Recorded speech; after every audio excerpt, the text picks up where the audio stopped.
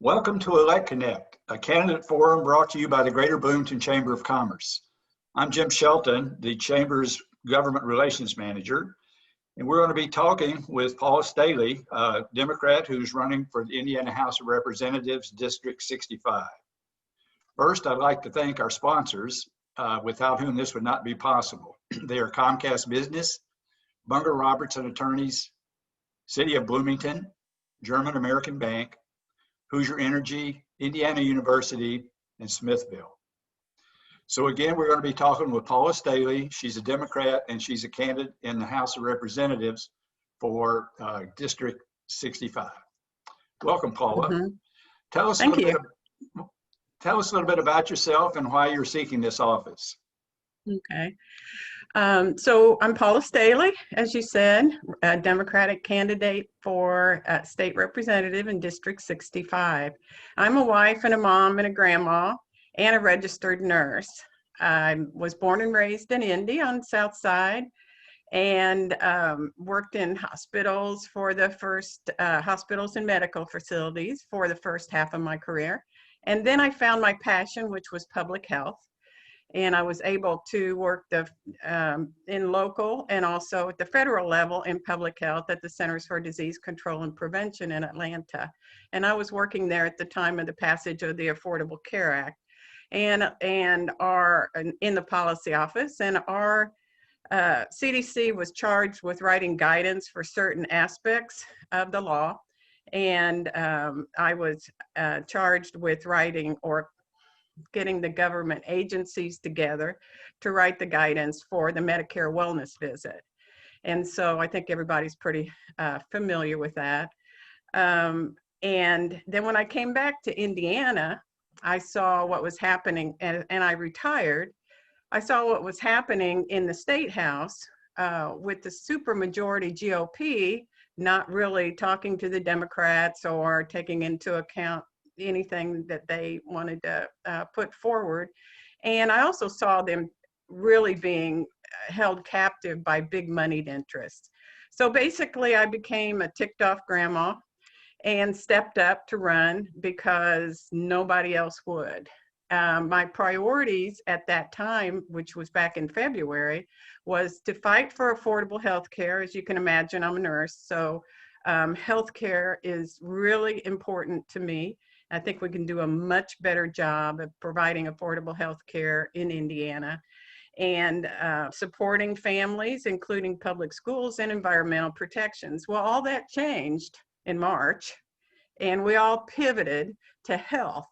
And so with the pandemic, and so now my priorities are all encircled with health, the health of the public, the health of our businesses, and the health of our environment.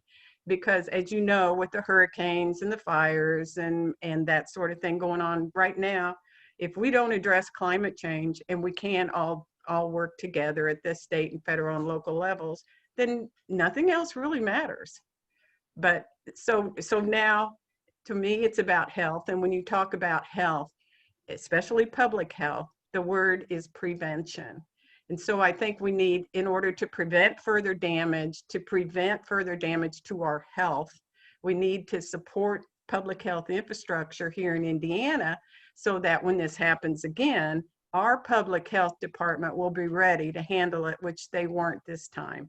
They'd be able to go out and do testing and do contact tracing. And as you know, we still don't have a mask mandate in Indiana. And even the soft mandate that we do have without a penalty now, the governor, the Indy GOP is wanting the governor to do away with even that. And so we're not really going to get a handle on the economy until we get a handle on the epidemic or the pandemic. So that's a little bit about me and why I'm running. Thank you. Thank you. Our community has been considering an increase to the local income tax. If elected, what changes to state law would you support related to the LIT? I think when you're talking about local income tax, it goes back to our founding fathers, no taxation without representation, and so I don't think that local cities and towns should be able to pass any kind of a tax onto the county or folks that haven't really had a chance to vote for them. So I think that's something that needs to be addressed in the State House. Well, thank you. Again, this has been Paula Staley, a Democrat candidate in the Indiana House of Representatives for District 65. We want to thank her for her time and helping to inform our voters for November election. Again, I want to recognize our sponsors, Comcast Business, Bunger and Robertson Attorneys at Law, the City of Bloomington, German American Bank, Hoosier Energy, Indiana University, and Smithville, without whom this would not have been possible. We encourage you to look into voting by mail if you're eligible for the November 3rd election. You can go to monroecountyvoters.us or to chamberbloomington.org/2020-general-election for more information on how this can be done. Thank you for sharing in this program.